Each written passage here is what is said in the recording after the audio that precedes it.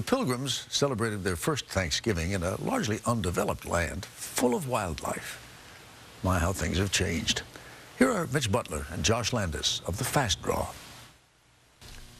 Aw, Thanksgiving, living off the fat of the land.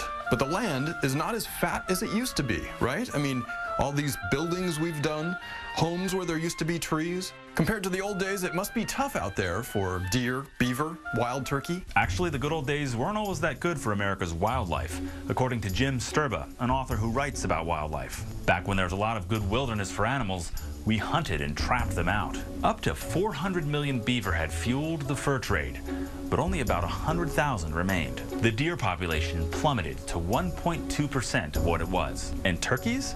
Just 0.3% of the original population was left alive. The call of the wild had become pretty quiet. But just before it was too late for these species, Americans decided to act.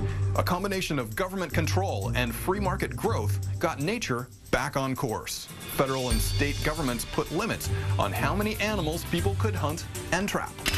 Industrial-scale farming took hold in the Midwest, so a lot of farms back east reverted to wilderness.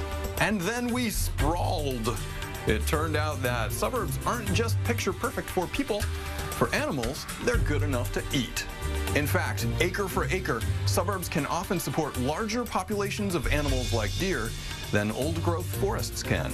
That's because open lawns and gardens have lots of small young plants to eat, compared to a forest of tall old trees. And since hunting is illegal in most suburbs, the wildlife has gone wild. So today there are up to 12 million beaver building dams. As many as 40 million deer are roaming. That's more than there were when Columbus arrived. And this Thanksgiving, yes, there were lots of wild turkeys trotting around. But this free lunch for them is costing us.